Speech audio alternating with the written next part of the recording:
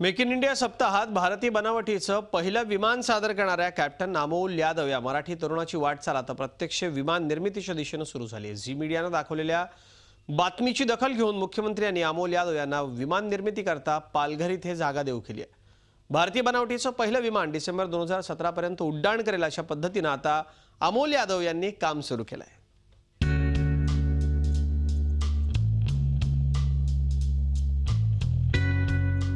Captain Amol Yadav हा मराठी तरुण jet airways मध्ये पायलट म्हणून कार्यरत आहे। चारकोप इथल्या इमारतीच्या टेरेसवर लहानशा जागेत 5 ते 6 वर्ष झटून त्यानं पहिलं भारतीय बनावटीचं विमान तयार केलं। आपलं हे संशोधन जगासमोर आणण्याची संधी त्याला मुंबईत फेब्रुवारी महिन्यात भरलेल्या मेक इन इंडिया सप्ताहात मिळाली। इथं त्याच्या या विमानाचं कौतुक झालं। मात्र मेक इन इंडिया सप्ताह संपला आणि हे विमान कुठं ठेवायचं असा प्रश्न त्याच्या समोर उभा राहिला। मग त्यानं हे विमान ठेवलं चारकोप मधल्या एका मंदिराच्या आवारात।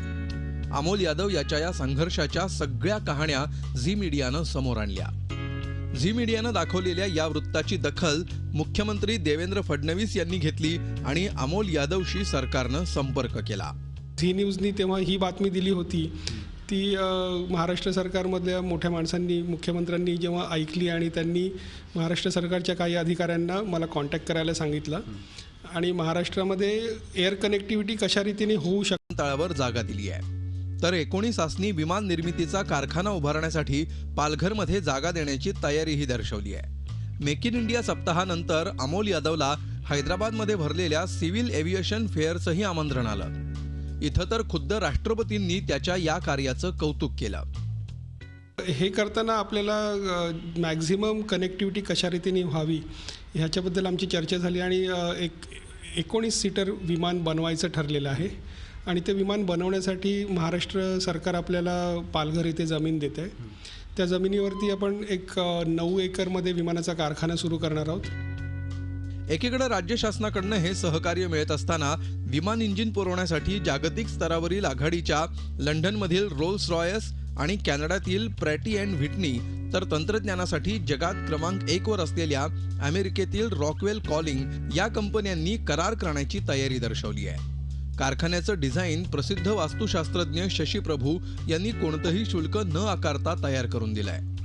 आता शासनाकडून अधिकृतपणे जमीन हातात आल्यानंतर डिसेंबर 2017 पर्यंत भारतीय बनावटीच्या विमानाचं पहिलं उड्डाण करण्याचं अमोल यादवचं स्वप्न आहे। यात राज्य सरकारचं आणि केंद्र सरकारचं सहकार्य त्यांना गरजेचं आहे।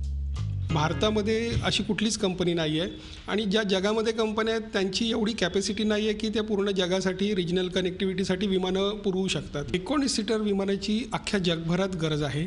महाराष्ट्राला गरज आहे, भारताला गरज आहे, इतर बऱ्याचशा देशांमध्ये ह्या गोष्टीची गरज आहे आणि ही गरज पुरवली जाऊ शकत नाही। ज्या क्षणी आपण विमानं बनवायला सुरुवात करू आपल्याला बाहेरून सुद्धा ऑर्डर येणार आहेत। अमोल यादव यांचं स्वप्न पूर्ण झालं तर खऱ्या अर्थानं आपल्या देशाची वाटचाल मेक इन इंडियाच्या दिशेनं सुरू आहे असं म्हणावं लागेल।